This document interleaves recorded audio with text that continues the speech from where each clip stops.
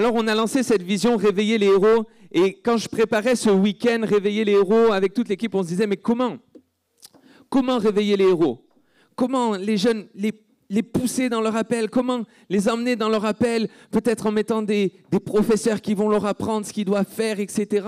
Comment les pousser dans leur appel, sachant qu'il y a des appels pour tout? Les héros en Dieu, ce n'est pas seulement un pasteur, un prophète ou je ne sais pas quel ministère. Tu peux être un héros pour Dieu à ton travail, tu peux être un héros pour Dieu dans tes affaires, dans l'entrepreneuriat, dans le sport, dans l'art.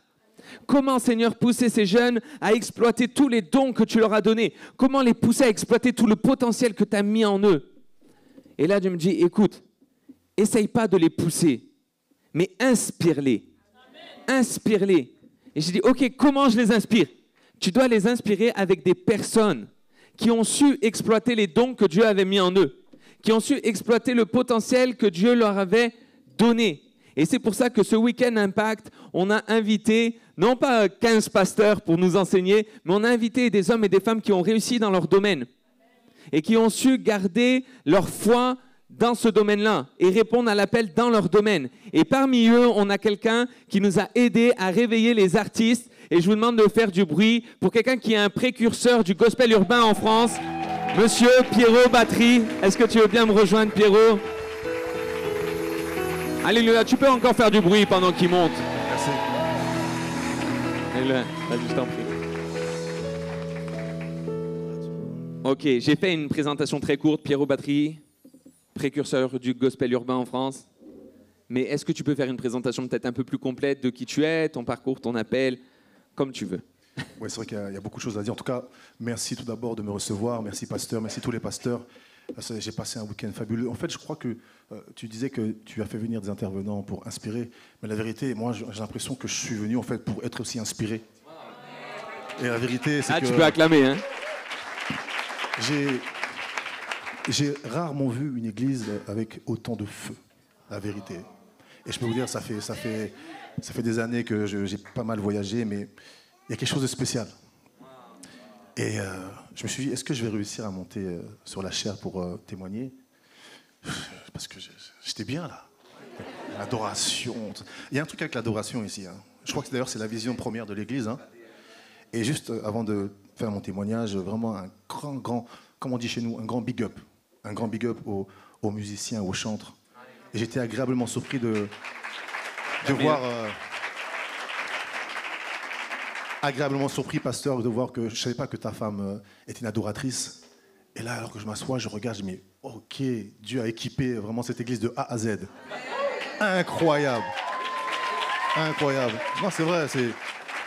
Et moi, je lance ça comme ça, mais en tout cas, je me ferai un honneur, un plaisir, si toutefois vous avez une composition ou quelque chose. Je m'engage. Je m'engage à faire enregistrer votre femme. Attendez, on filme hein, là, hein, parce que Ah oui, non, je m'engage. On filme, hein?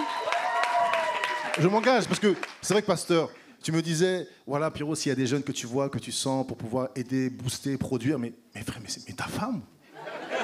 Ta femme? C'est pareil qu'on va commencer. Donc voilà, gloire à Dieu pour ça. Donc voilà, moi je reviens un petit peu sur mon parcours, mais vite fait. Donc j'ai eu la chance de grandir dans un foyer où le gospel était très présent. Et c'est à l'âge de 5 ans que j'ai commencé à chanter à l'église, 5 ans. Et depuis cet âge-là, j'ai toujours eu ce feu qui brûle en moi pour me dire, ça va être ton ministère. Donc quand on me demandait à l'époque, quand j'étais en CM1, CM2, 6e, qu'est-ce que tu veux faire plus tard? Je disais toujours, je veux chanter, je veux chanter. On se moquait de moi. On se disait, la musique, mais n'importe quoi. Mais je dis, non, c'est ça qui est en moi. Arrivé plus loin, donc en 3e, en 4e, enfin, qu'est-ce que tu veux faire plus tard? Je veux faire de la musique, je veux faire de la musique, c'est ce qui brûle en moi. Et par la grâce de Dieu, je me suis accroché à cette vision et à ce rêve. Et c'est à l'âge de 16 ans que j'ai eu l'opportunité de pouvoir me consacrer totalement à la musique gospel. Et c'est là que j'ai pu intégrer un groupe qui s'appelle Sweetness. Et avec ce groupe de gospel, a cappella, on a fait pas mal de tournées dans toute la France, pas mal de premières parties aussi d'artistes prestigieux comme Pascal Obispo, par exemple, Patrick Bruel, Liane Folly. Donc on faisait les premières parties. Donc on avait 35 minutes pour nous pour pouvoir chanter l'évangile.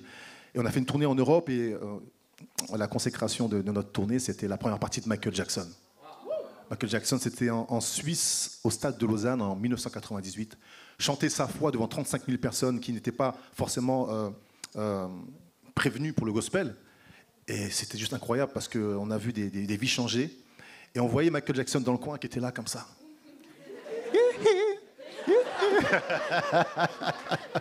Non, c'est vrai, c'est vrai. En tout cas, des graines ont été semées dans son cœur, ça c'est sûr. Et voilà, ça s'est poursuivi par une production que Dieu m'a inspirée en 2003, suite à une vision que j'ai faite où je voyais que Dieu me demandait d'utiliser les codes de la musique actuelle pour toucher une génération. Et à l'époque, c'était un peu nouveau, donc j'ai pas forcément été compris. C'est aussi un message pour vous qui m'écoutez. Si Dieu vous donne une vision, accrochez-vous à la vision qu'il vous a donnée. Même si vous n'êtes pas compris des autres, c'est pas grave. Continuez, ne lâchez pas l'affaire. C'est ce que j'ai fait. Et j'ai monté une production qui s'appelle Battery Sound. On a produit des compilations, on a fait des événements, des concerts. Et avec ce nouveau genre musical que Dieu m'a inspiré, j'ai dit comment on peut appeler, Seigneur, ce mouvement qui est plus qu'un style musical, mais aussi un état d'esprit, une façon de vivre, etc. Et c'est là que m'est venu le mot, l'appellation gospel urbain. Voilà. Et depuis 2003, j'essaie de démocratiser le gospel urbain à travers le don que Dieu m'a donné, mais aussi à travers les médias. Dieu aussi m'a donné la possibilité de créer des médias, comme une chaîne qui s'appelle Trace Gospel, je sais pas ceux qui connaissent un petit peu. Alléluia. Voilà, donc c'est ça que... En fait, je suis comme un instrument que Dieu utilise pour pouvoir faire avancer l'évangile à travers la musique.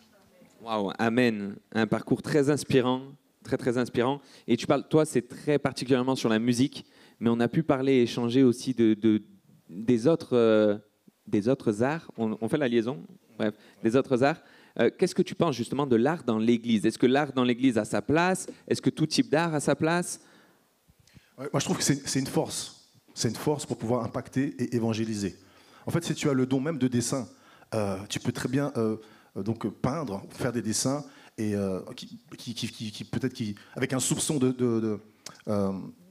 d'image prophétique, par exemple, on peut évangéliser avec ça. Tout don qu'on a, en fait, il faut s'en servir pour évangéliser. Même si tu as le don de la cuisine. Si quelqu'un a le don de la cuisine ici, il faut m'appeler moi. Hein. On en a un. Au passage, on a très très bien mangé ici. On a bien mangé. Ouais. Elle a le don de la cuisine, par exemple. Amen. Voilà. C'est des plats qu'on pourrait offrir à l'extérieur et puis emmener le message. En fait, pour moi, tout don est exploitable pour pouvoir évangéliser. Voilà. Alléluia, amen. Tu peux acclamer pour les cuisinières de l'église. Ouais. Waouh. Écoute, une vraie question. C'est toi, justement, en tant que producteur aussi, tu as vu beaucoup d'artistes. Et forcément, on en discutait, tu en as vu réussir et tu en as vu aussi échouer. Certains ont gardé le cap, d'autres ont dévié. Est-ce que tu peux nous dire un peu ce qui a fait la différence? Tu vois, peut-être quels sont aussi les pièges qu'il peut y avoir ou quels sont au contraire les conseils que tu donnerais à quelqu'un qui a cet appel de vraiment exploiter son art pour Jésus pour qu'il le fasse en restant toujours focus sur le but? Alors tous ceux que j'ai vus réussir, c'est tous ceux qui ont gardé la vision et qui ont été jusqu'au bout, mais qui ont gardé leur cœur. C'est-à-dire qu'ils ont accepté la mission que Dieu leur a donnée et avec un cœur pur, sincère et d'une manière désintéressée. C'est ces gens-là que j'ai vu réussir. Parce qu'ils n'étaient pas focus sur l'argent, sur les likes, sur la renommée, mais focus sur la mission. Donc eux, ils ont réussi. Mais ceux qui m'accompagnaient au départ, qui s'attendaient à peut-être gagner beaucoup d'argent, avoir du succès, de la gloire, malheureusement, ils ont échoué parce que ils étaient basés, je pense, pas sur le rock. Et malheureusement, c'est des gens qui se sont arrêtés en cours de route, me disant Pierrot, c'est trop difficile, il n'y a pas d'argent, j'ai investi tant, je n'ai pas récupéré, j'ai pas de followers. Et là, je dis, frère, as-tu vraiment reçu l'appel? As-tu vraiment reçu l'appel? Si Dieu t'a appelé à faire ce que tu fais, c'est pas pour bénéficier de quoi que ce soit, en tout cas, c'est pas pour se glorifier soi-même. On est là pour pouvoir propager l'évangile, quels que soient les résultats. Et je prends souvent l'exemple des apôtres. Jésus lui-même a choisi les apôtres qu'on connaît, mais regardez les épreuves qui se sont dressées devant eux. Il y a Pierre qui s'est fait frapper, jeté en prison, Paul qui s'est fait lapider. Est-ce qu'ils ont arrêté pour autant leur mission? Non, ils ont continué parce qu'ils ont été mandatés pour quelque chose. Donc si toi tu es artiste, chanteur ou autre, n'attends pas forcément des résultats visibles. Reste focus sur ce que Dieu t'a dit de faire et il va se servir de toi parce que Dieu se sert des gens qui ont le cœur humble. Alléluia. Et ça, je le vois à travers les artistes que je fréquente aujourd'hui. C'est eux qui sont mis en avant aujourd'hui parce qu'ils ont gardé leur cœur plus qu'autre chose. Alléluia. Et toi, ça t'est arrivé ou pas, ça? D'être confronté à ce risque-là, à cette tentation de la réussite, de le faire pour l'argent, de le faire pour la gloire, tu vois? En fait, j'ai eu la C'est chance... intime hein, comme question. Non, non, hein. c'est bien, c'est bien, c'est bien. En fait, j'ai eu la chance de recevoir un appel de Dieu, mais directement. Comme tout à l'heure, je l'ai dit, j'ai reçu une vision claire de Dieu, me demandant de faire telle chose, au millimètre près. Je pourrais raconter là maintenant, mais ça va peut-être prendre du temps. Mais en gros, Dieu m'a demandé de faire des choses au millimètre près. J'ai obéi à tout ce qu'il m'a dit, et ça a toujours porté du fruit. Et c'est pour ça que j'ai cette chance de me dire tous les jours, c'est une grâce que Dieu me fait de m'utiliser pour faire avancer son œuvre. C'est une chance. Des fois, chaque matin, je me dis, Seigneur, merci de m'utiliser. Waouh, c'est une chance. Il faut qu'on garde ça en tête. Hein. Tout don qui nous a été donné sont faits pour être utilisés pour la gloire de Dieu. Et ça, il faut se le dire tous les jours que c'est une grâce. Merci, Seigneur.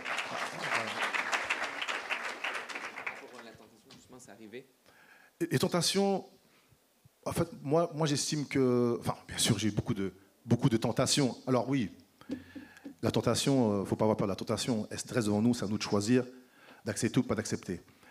Il y a eu, comme par hasard, après mon rêve, après le songe, il y a des producteurs qui viennent des États-Unis me proposer des contrats avec 6 chiffres. Voilà, si tu signes là, on t'offrira la gloire, le succès, mais par contre, il va falloir que tu ailles à la salle de sport, déboutonner ta chemise un petit peu, sortir les pecs, faut que tu chantes des chansons un peu plus charnelles, c'est ça qui va marcher. J'ai dit, Seigneur. Et là, c'est pas un chèque de 500 euros, là. Là, on parle de chèque de 400 000 euros, des 500 000, hein, qu'on présente devant toi comme ça. On te dit, signe, tu auras le succès. Ça, c'était une tentation de fou, wow, ça, quand même. Ouais. Là, tu dis, attends, mais si signe, là, mon loyer, il est payé, je peux faire ça. Ça vient dans ta tête, hein. Et après, tu chiffres, tu fais, mais non, mais je suis un enfant de Dieu, Dieu m'a appelé. Dieu m'a fait faire un songe, il m'a demandé de faire ça. Et j'ai dit, gardez votre chèque, là. Laissez-moi tranquille. Alléluia, yes. Gardez votre chèque. Alléluia. Et du coup, toi, il y a Trace Gospel qui lance beaucoup d'artistes chrétiens. Enfin voilà, il y a beaucoup de choses. Maintenant aussi, il y a un projet Évangile TV. Enfin, tu fais beaucoup de projets pour l'Église. Et au niveau de la musique du monde, en fait, on en parle des fois, on en échange. Toi, tu as un avis sur ce qui concerne la musique du monde, la musique dans le monde séculier, non chrétien ? Oui, on sait très bien que la Bible, Dieu est créateur de toutes choses. Dieu est le créateur de la musique. Mais c'est vrai que la Bible nous dit dans Ézéchiel 28 que Lucifer a été créé pour la musique. Et c'est vrai que on sait tous que l'ennemi utilise beaucoup la musique pour perdre toute une génération. Ça, c'est incroyable parce que la musique touche l'âme. Et c'est vrai que moi, le conseil que je donnerais à tout jeune, c'est de filtrer ce qu'on écoute. Très important. Parce que toute parole, on sait que les paroles sont créatrices. Et toute parole qu'on ingurgite comme ça, auront automatiquement de l'effet dans notre vie.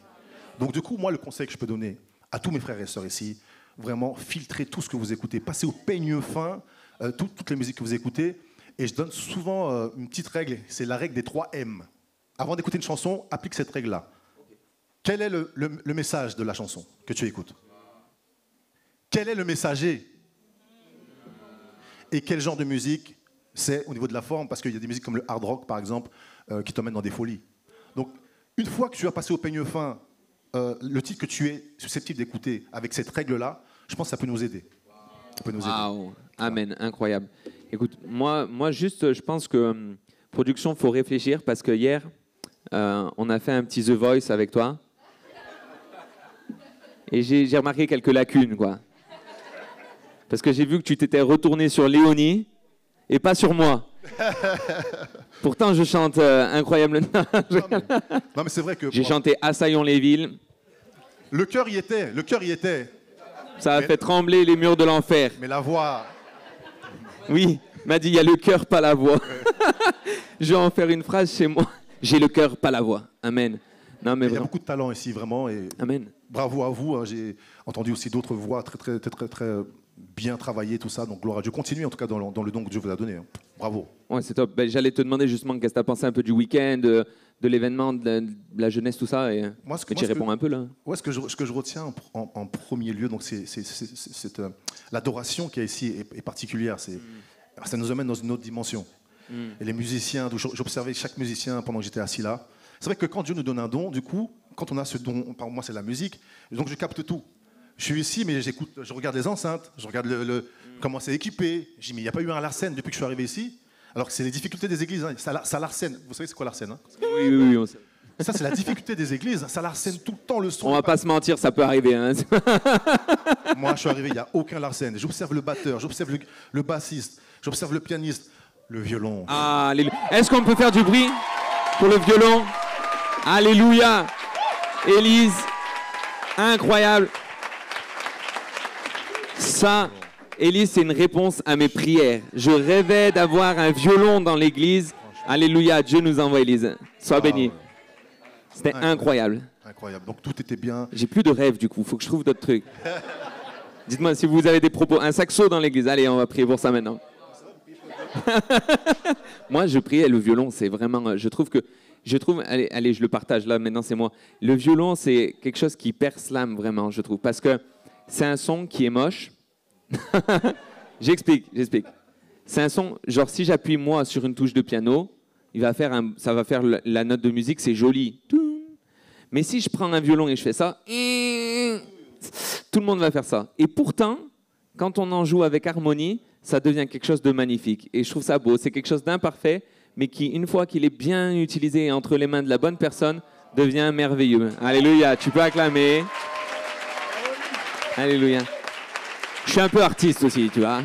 Il y a une petite part d'artiste. Non, c'est clair. Mais en tout cas, moi, ce que je retiens encore une fois, l'adoration, les musiciens, tout ça, l'accueil, c'était magnifique. Et puis, moi, à l'image du pasteur fondateur, vous savez, ce que j'apprécie chez les hommes de Dieu, comme le pasteur, c'est le cœur. Il est simple. Moi, j'aime les personnes comme ça. Et du coup, ça déteint sur vous tous, en fait. Vous tous qui nous avez reçus là, j'aime votre cœur. Doxon, tout ça, de la famille. Franchement, je retiens l'amour. Et puis du coup, ça reflète sur vous tous, parce que je sens que de l'amour, moi, en fait, ici. Donc vraiment, gloire à Dieu, continuez. Et je pense que c'est une bonne vision, un bon projet que Dieu a mis dans le cœur du frère.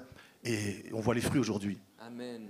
Alléluia. Ben, en tout cas, vraiment, tu nous as bénis pendant ce week-end. Moi, plein de jeunes m'ont parlé, ils ont dit que c'était vraiment incroyable, c'était clair, c'était équilibré, c'était précis. Donc vraiment, merci beaucoup. Ça serait un honneur qu'on puisse retravailler avec toi, qu'on puisse encore... Vous voulez qu'il revienne un jour, Pierrot, quand même? Alléluia. Donc ça a été vraiment un honneur. Et vraiment que Dieu continue de te bénir à travers tout cet appel que tu as pour les jeunes, pour les moins jeunes, pour vraiment tout. Je sais que tu as des projets maintenant à l'international, Kinshasa. Donc vraiment, c'est top. Continue et que Dieu te bénisse. On est vraiment heureux. Est-ce qu'on peut encore remercier Merci Pierrot? beaucoup, merci beaucoup. Merci. Alors, j'aimerais juste... c'est vrai que vous dire une chose. Tenez-nous en prière, parce que c'est vrai qu'on a lancé encore une nouvelle chaîne qui s'appelle Évangile TV. D'ailleurs, j'ai été accompagné de ma collaboratrice, Ingrid, qui est là. C'est vrai que c'est un projet vraiment qui nous tient à cœur, parce que c'est une chaîne qui va répondre à beaucoup de personnes. C'est une chaîne dont la programmation est moitié musicale et moitié avec des enseignements et prédications. Donc, on a la chance d'être sur la Freebox, wow. et aussi sur Canal+ International. Donc, on touche des millions de personnes. Alléluia. Bonjour Église Dynamique. J'espère que la vidéo vous a fait du bien. N'hésitez pas à vous abonner sur notre chaîne YouTube et activer les notifications avec les petites cloches. Si vous avez à cœur de soutenir l'Église et le ministère, n'hésitez pas à cliquer sur le lien dans la description. Soyez bénis.